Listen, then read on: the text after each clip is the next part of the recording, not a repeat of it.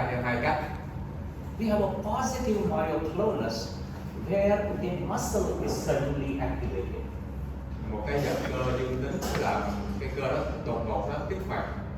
And then there is negative myoclonus where a muscle that was contracting stops contracting for a short period. Và một cái giật cơ âm tính nó nghĩa là một cái cơ đang co mà nó đột ngột nó ngưng hoạt động. When it comes to myoclonus, we can describe it in 3 different ways. Và khi một cái giật cơ thì chúng ta cần phải mô tả theo 3 cái. We can describe it by location. Is the myoclonus focal or it is throughout the body? Về cái vị trí thì nó có thể là cục bộ hay là nó toàn thể. We can describe what causes this sudden movement. Is it spontaneous or is it because of some stimulus? Về mô tả về cảm giác thì có thể là nó tự phát hoặc là do một cái kích thích cảm giác. It could, if it is because of a stimulus, it is also called reflex myoclonus. Và trong cái trường hợp mà nó do một cái kích thích cảm giác thì còn gọi là một cái giật cơ phản xạ. So it could be a sudden large sound. Cái kích thích đó có thể là một cái âm thanh rất là lớn đột ngột. And the final classification is based on the origin, which is much more physiologic, if you want to call it. Cái mô tả thứ ba là mô tả về nguồn gốc thì một cái nó rất là sinh lý hơn. So it can be cortical, subcortical, brainstem, spinal, etc. Thì có thể là dọc vỏ não, dưới vỏ, thân não, tủy sống hoặc là chức năng. So there are various techniques available to study myoclonus. Thì có rất là nhiều kỹ thuật hiện nay có thể dùng để khảo sát cái giật cơ. The Movement Disorder Society is coming up with guidelines on how to investigate these conditions. Thì Liên đoàn Lao động Vận động thì họ có một cái hướng dẫn về cái cách tiếp cận và đánh giá cái giật cơ như thế nào.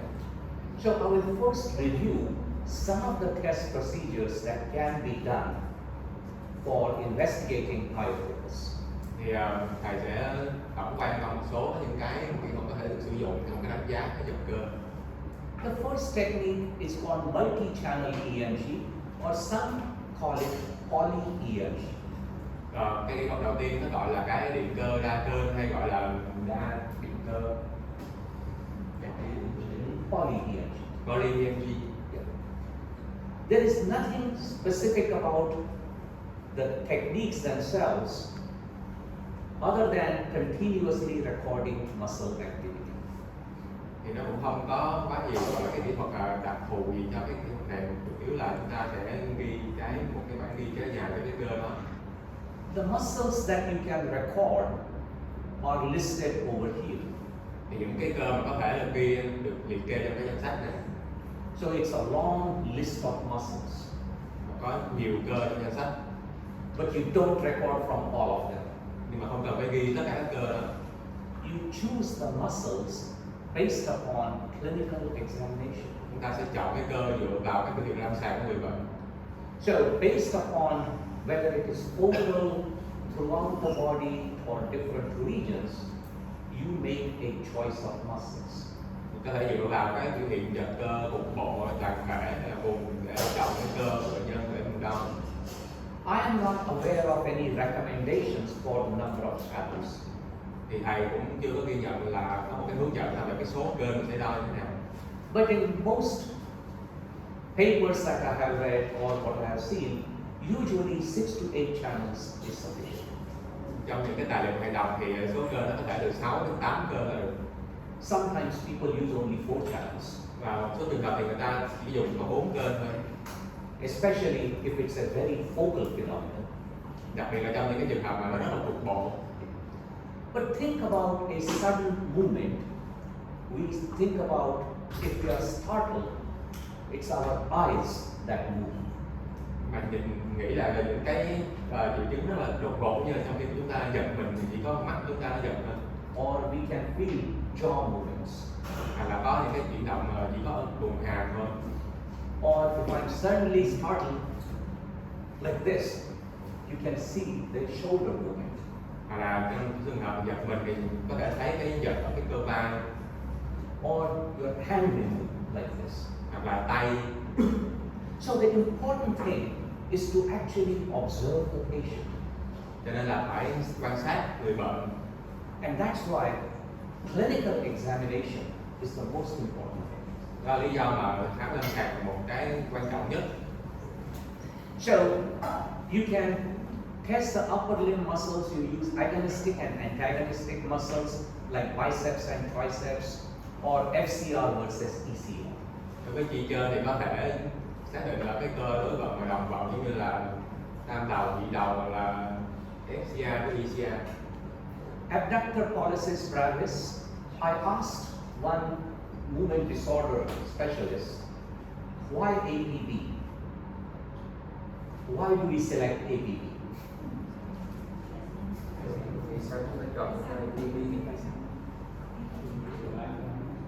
Because his explanation was that when we get startled, we try to grab something. So that's why ABB. Thì thầy có câu hỏi là tại sao chúng ta sẽ chọn cái cơ ABB để mình đo?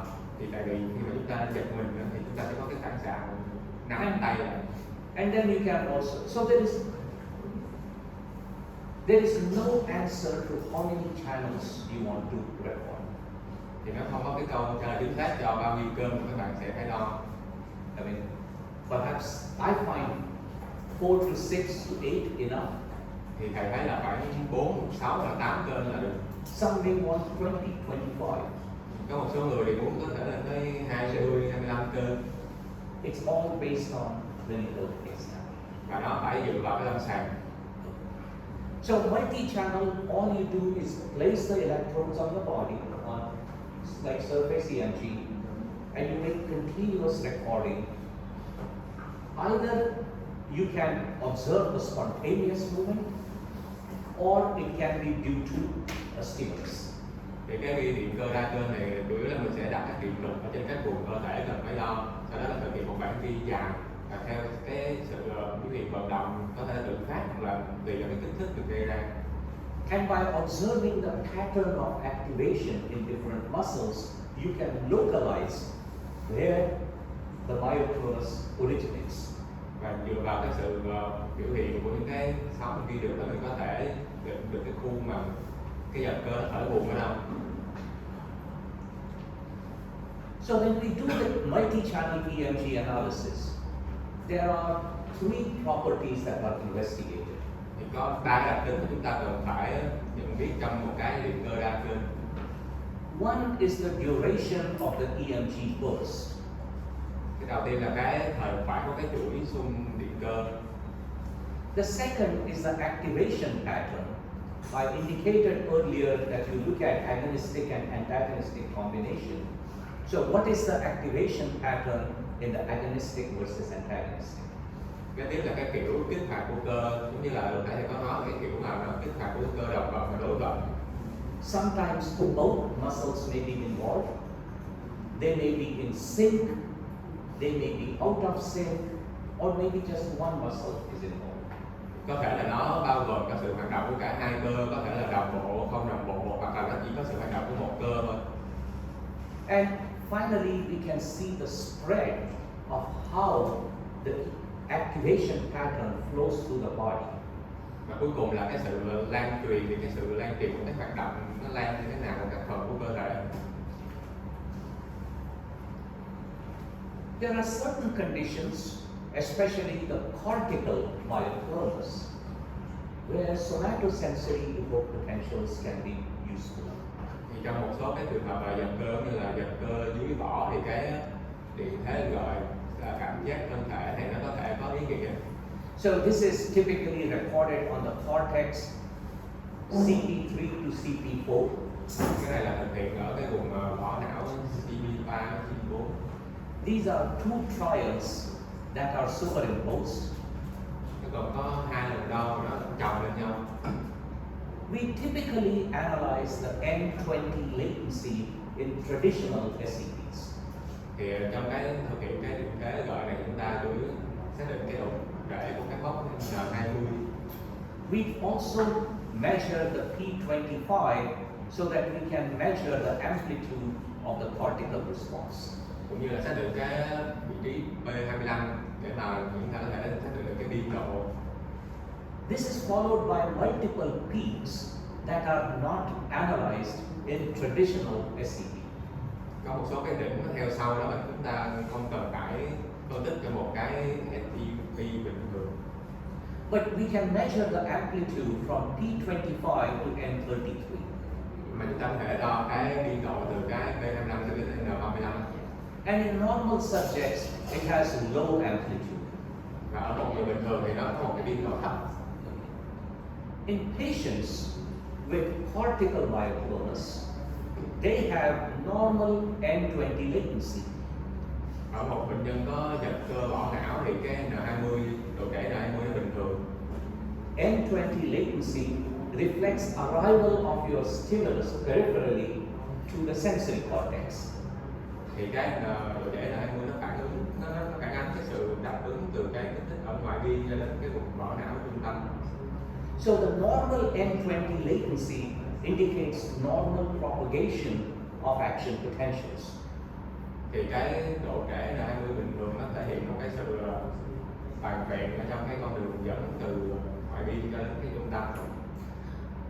In patients with cortical myoclonus, the N25 to N35 amplitude is significantly increased.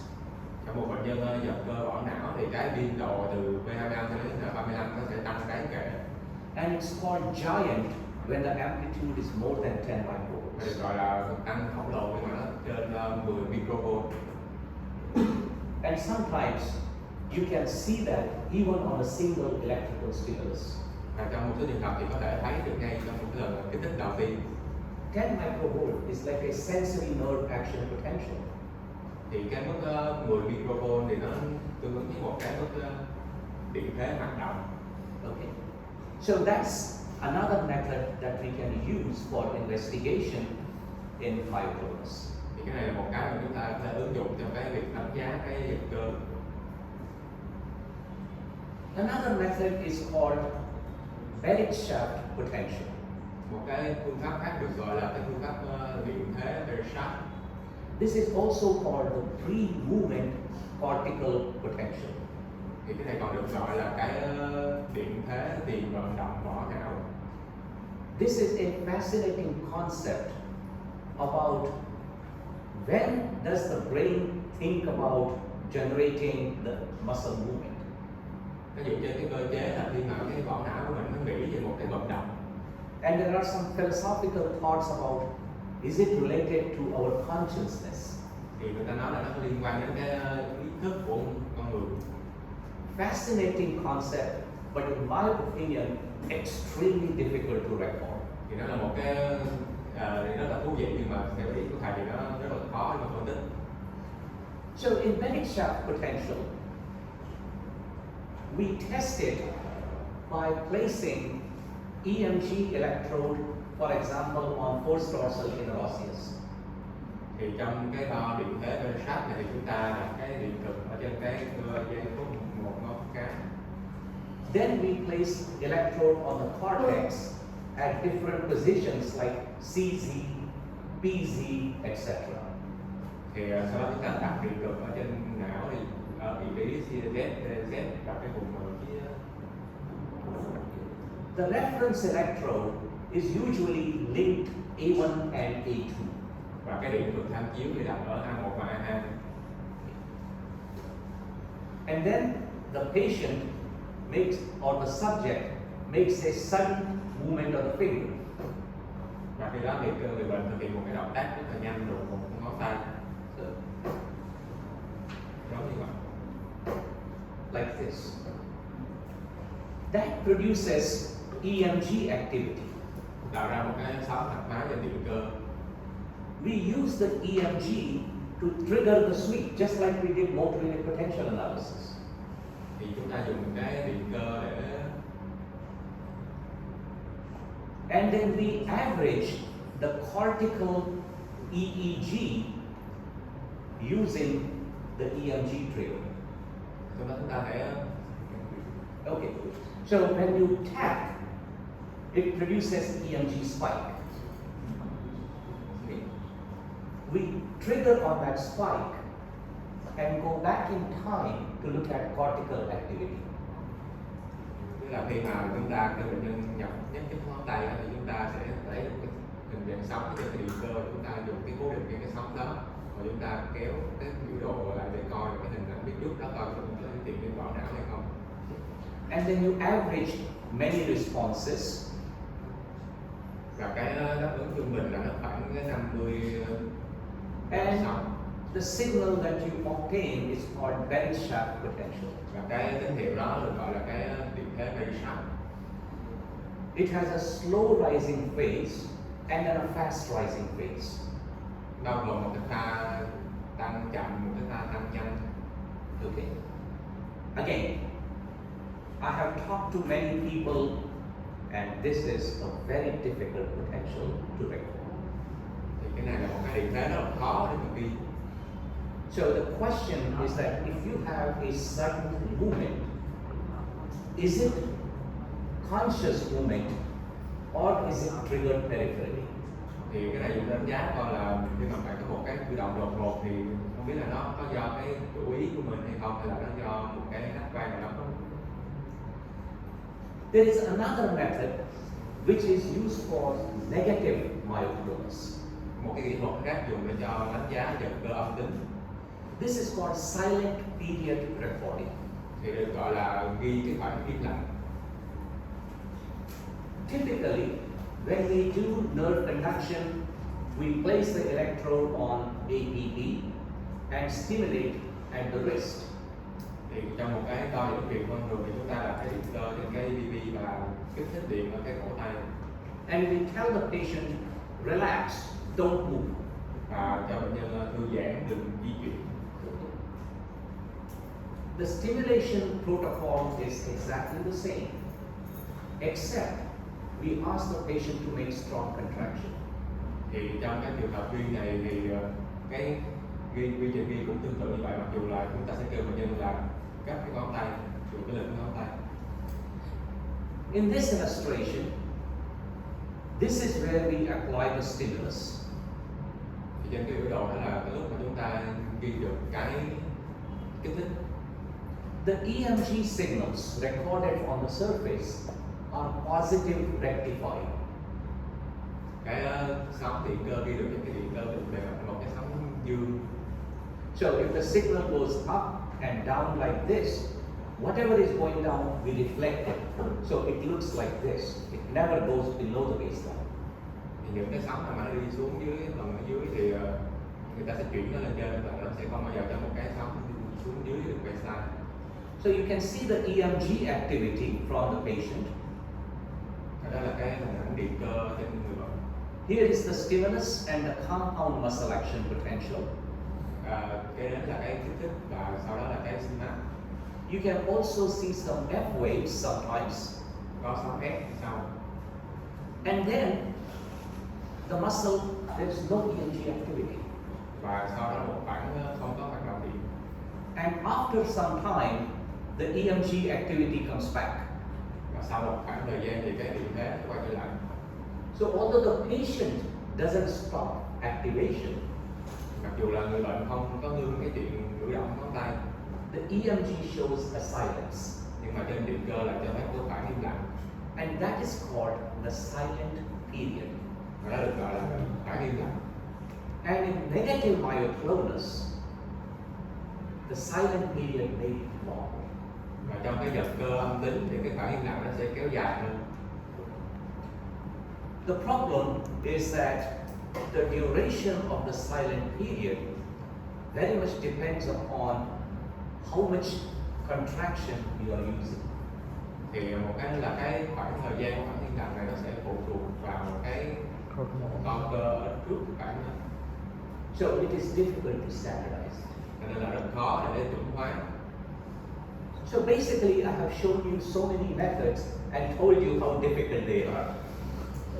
Nãy giờ thầy nói về rất là nhiều phương pháp và rất là rất khó. So among all of them, I find poly EMG and SCP the most practical one. Thì trong tất cả những cái đó thì thầy thấy là cái điện cơ, đa kênh và cái SCP là những cái ứng dụng nhiều nhất. Silent period is also easy to do. It takes very little time. Cái phản ứng lặng này nó cũng dễ làm, ít tốn thời gian. So if you can demonstrate a very long silent period, that's good. Nên là nếu như mà bạn có thể thể hiện được cái khoảng thời gian im lặng nó kéo dài thì nó tốt. Buried shaft potential is my last choice. Còn cái điện giá buried shaft là cái mà thầy sẽ ít dùng. So let's look at different formats of myoclonus based upon the site of origin. Bây giờ cùng phân tích các kiểu giật cơ dựa trên cái nguồn gốc. So first again, you have to do clinical exam. Đầu tiên là phải khám lâm sàng. So cortical myoclonus predominantly affects face and arm. Thì giật cơ vỏ não là chủ yếu tác động đến mặt và tay. So if I had to place the electrodes, I would use oculi, masseter, biceps, triceps. Thì nếu như mà thầy phải đặt điện cực thì sẽ đặt ở dưới lỗ mắt. If I had more channels, ECR, FCR. Ở hàm, ở cơ bị đầu, nằm đầu, nếu như có nhiều điện cực hơn thì có thể đặt ở SCR và ECR.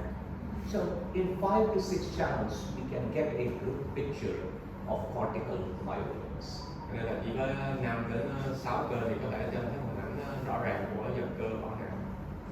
The agonist and antagonistic muscles fire synchronously, they come together. Nó có cái hình ảnh của cái sự phóng thích điện của cái cơ đầu và đôi gần một cách đồng bộ. And the burst duration of EMG is 30 to 40 milliseconds. It's a short duration. Phản ứng chuỗi xung thì ngắn thì khoảng 30-40 giây. If you were to do somatosensory evoked potentials, M20 latency is normal, but the M25, P25 and 33 amplitude is high because of hyperexcitability of the sensory cortex. Khi mà thực hiện cái điện theo dõi cảm giác thì cái độ trễ N20 nó bình thường, nhưng mà cái thời biên độ của P25 đến N33 nó sẽ cao do cái sự tăng hoạt hóa. And if it's a negative form, the silent period can be really long. Đối với giật cơ âm tính thì cái khoảng thời gian im lặng nó sẽ kéo dài. In my experience, even at moderate contraction in healthy subjects, the silent period is far less than 50 to 70 milliseconds. Thì đối với kinh nghiệm của thầy thì đối với những cái ca mà thực hiện cái co cơ mức độ trung bình thì cái khoảng cái thời gian im lặng sẽ kéo dài hơn 50 giây. Okay, so that's the pattern of cortical myoclonus. Đó là cái kiểu của giật cơ vỏ não. So once again, we have only 4 channels. Ở đây thì chúng ta có 4 kênh. You can see the agonist and antagonistic muscles. They are firing synchronously. Cái sự phóng điện đồng bộ của nhóm cơ đồng vận đối vận tăng đầu nhị đầu. And if you look at the time scale, one division is 50 milliseconds. Một cái chia đây là 50 giây.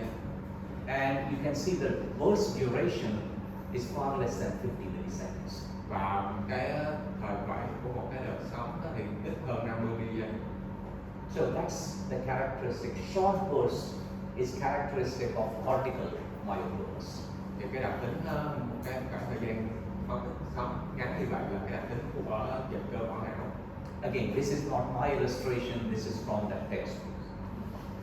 Cái này là trích từ cuốn sách của thầy có để ở dưới. Now we come to brainstem myoclonus. Đối với giật cơ não, This involves the entire body and it can be spontaneous or it can be evoked. thì nó có ảnh hưởng đến toàn bộ cơ thể và nó có thể do tự tác hoặc là do cái yếu tố kích gợi. The burst duration is longer, 50 to 100 milliseconds. Khoảng thời gian của xung thì nó kéo dài hơn, có thể từ 50 đến 100 giây. And because this does not involve your sensory cortex, your SCPs are going to be normal. Kết quả SCP đo ra thì nó sẽ bình thường. In fact, SCPs are abnormal only in cortical myoclonus. Và kết quả SCP nó chỉ bất thường trong cái trường hợp mà giật cơ vỏ não thôi.